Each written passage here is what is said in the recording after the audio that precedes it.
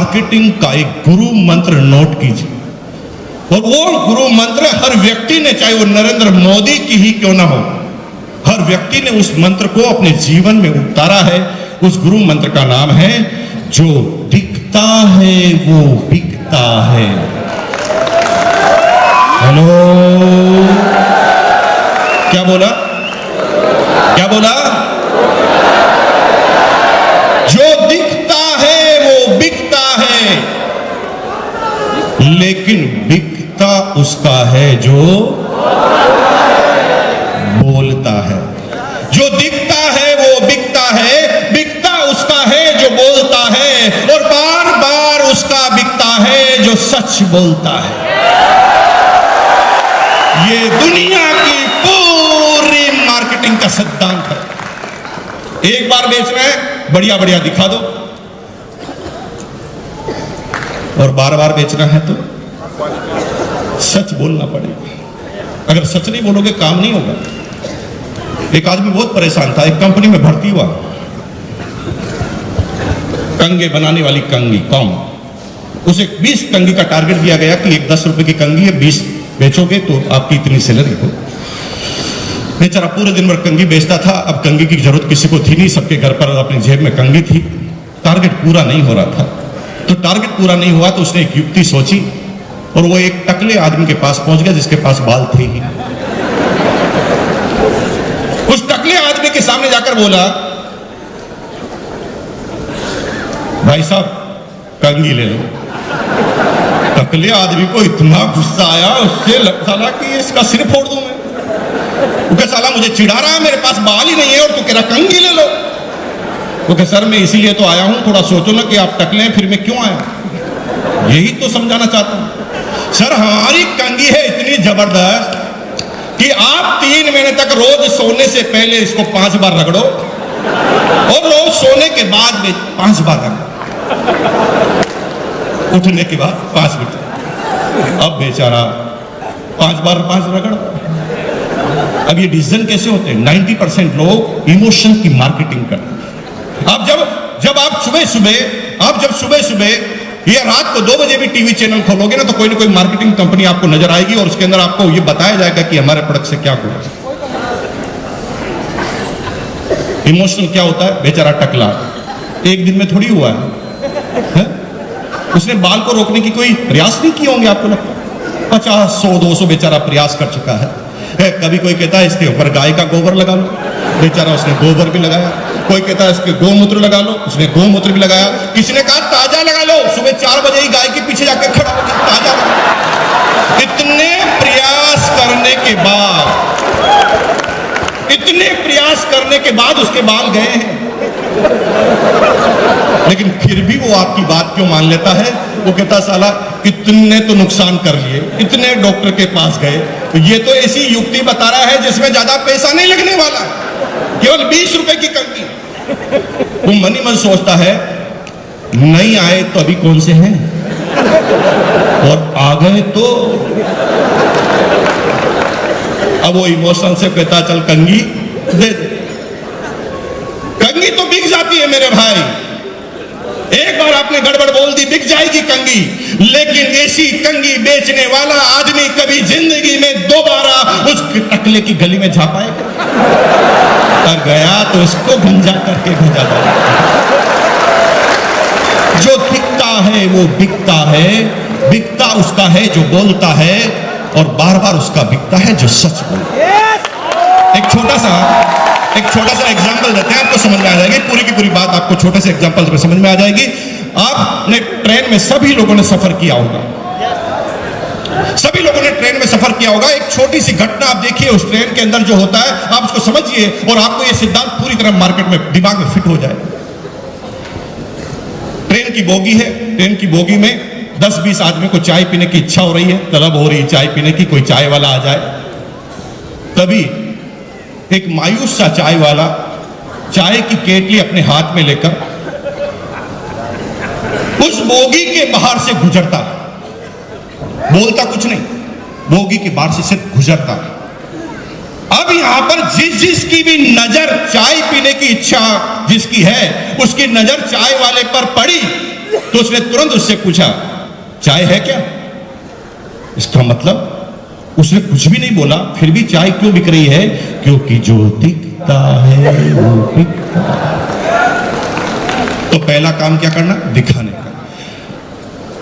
लेकिन concept number 2 में जब आप आएंगे तो आप क्या देखते हैं कि एक चाय वाला बोगी के अंदर घुसता है और वो बोलना चालू करता है, चाय चाय चाय चाय, दुनिया की जोरदार चाय, दुनिया की शानदार चाय, एक बार पियोगे 1000 बार पियोगे, याद रखोगे भाई साहब, चाय की है गारंटी। याद रखना आप कि अगर पसंद नहीं आई तो पैसा वापस दिया जाएगा। चाय चाय चाय।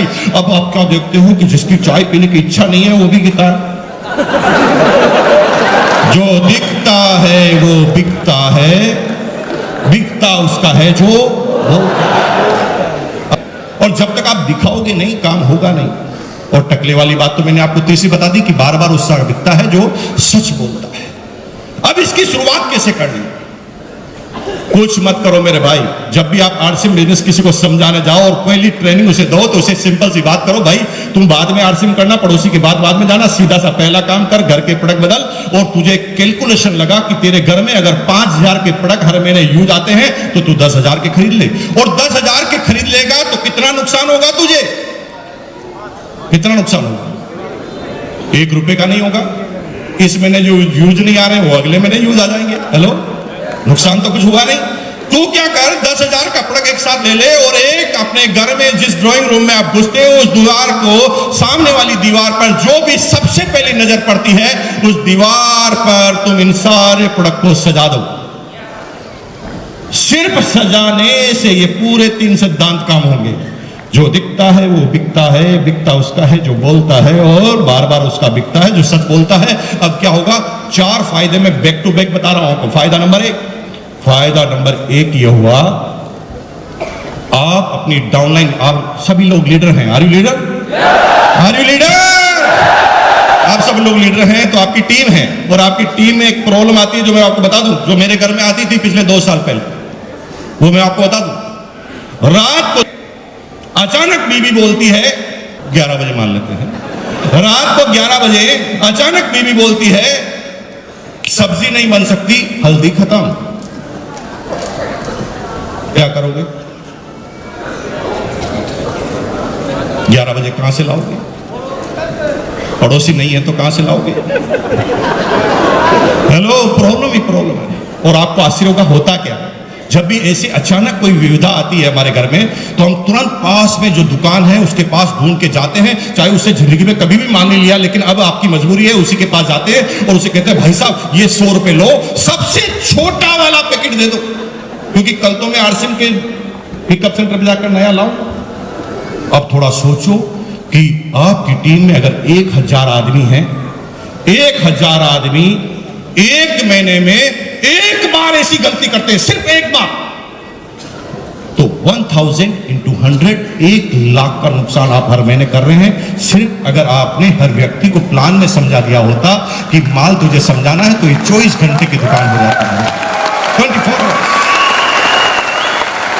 फायदा नंबर 2 ये है कि जब आप डिस्ट्रीब्यूटर बनते हैं तो आप अकेले बोलने वाले होते हैं, लेकिन जो ही ये प्रोडक्ट आप घर में लगाते हैं तो प्रोडक्ट के घर के सारे लोग डिस्ट्रीब्यूटरशिप का काम करने लग जाते हैं। जैसे एग्जांपल लेते हैं,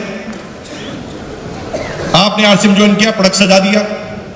अब प्रोडक्ट सजा दिया और घर पर पड़ोसन आपकी बीवी से मिलने आई। उसने एक प्रश्न किया, भाभी जी यहां पर तो आपके शादी की फोटो लग रही थी, अब साबुन क्यों लगाया? अब वो पूछेगी तो सुनेगा कौन? ऑटोमेटिक ही काम हो रहा ना मेरे भाई। आपने थोड़ा अलग बताया, सामने वाले ने प्रश्न रिलीज कर दिया, यहां पर फोटो लगी थी, साबुन क्यों लगाया? अब आपकी बीवी को आरसीएम के बारे में ज्यादा पता नहीं, जितना पता है वो बताएगी, और वो देख लिए क्या क्या बताएगी और उससे क्या क्या इफेक्ट होता है मैं आपको बताता हूं। ये हमारे हैं ना, पता नहीं क्या क्या करते रहते हैं।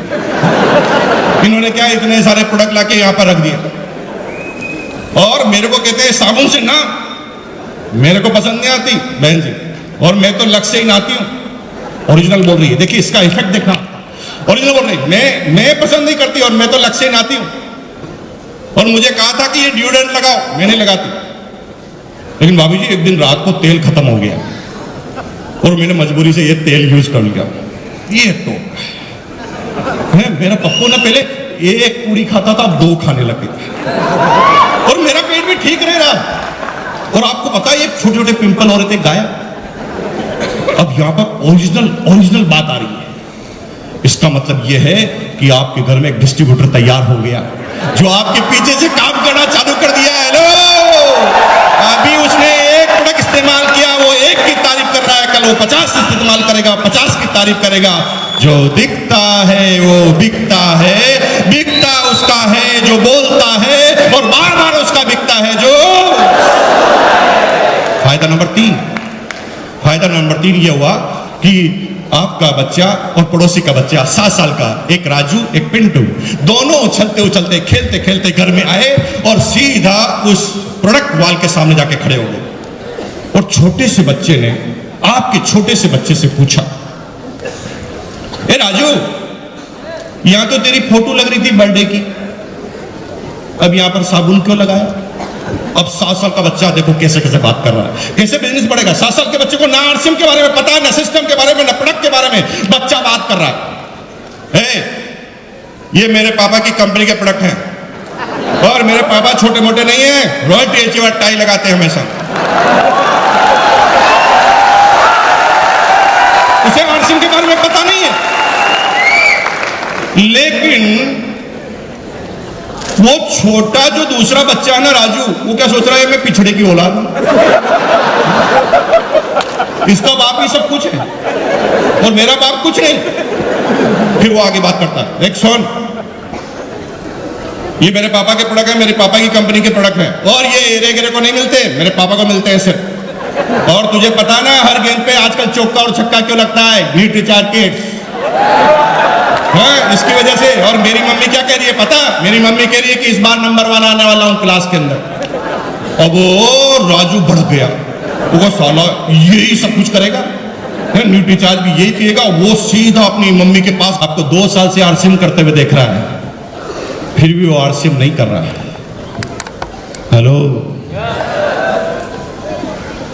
लेकिन सबसे अच्छा पड़ोसी बनने का बार बार दिखावा जरूर कर रहा है। रोज आपके घर पे आएगा, रोज प्रोडक्ट के सामने आएगा, रोज प्रोडक्ट को उठाकर देखेगा, उसके कंटेंट पड़ेगा, रेट पड़ेगा, लेकिन रख देगा, लेगा नहीं। बोलो क्यों नहीं लेता बताओ? क्योंकि वो आपसे प्यार करता है। वो बोलता है आई लव यू बाबा, क्योंकि मैं तेरे से प्रोडक्ट लूंगा तो तू करोड़पति बन जाएगा, और तू करोड़पति बन जाएगा तो मेरा पड़ोसी कैसे रहेगा? मैं अपने पड़ोसी को खोना नहीं चाहता। I love you Baba. Hello,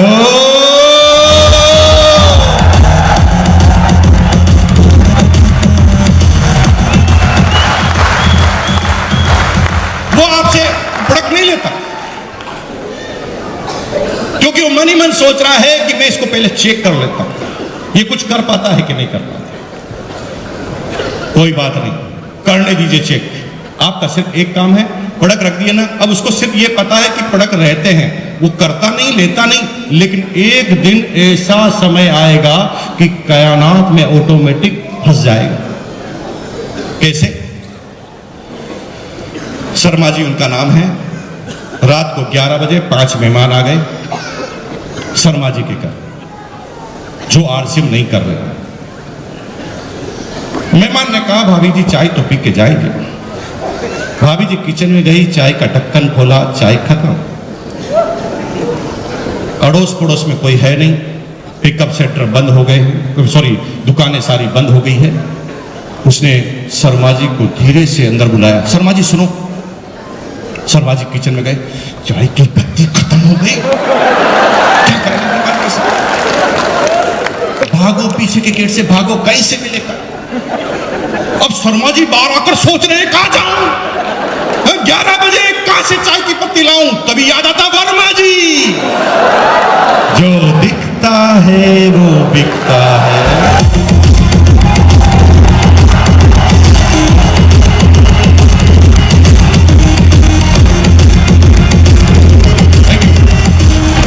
अब क्या हुआ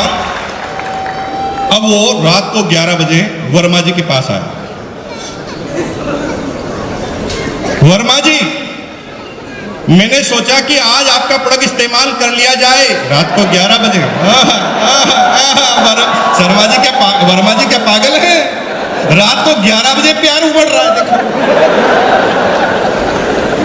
मैं सोच रहा हूं कि आज आपके प्रोडक्ट इस्तेमाल करके देख लिए जाए, और मैं सबसे पहले आपकी चाय की पत्ती को चेक करना चाहता हूं।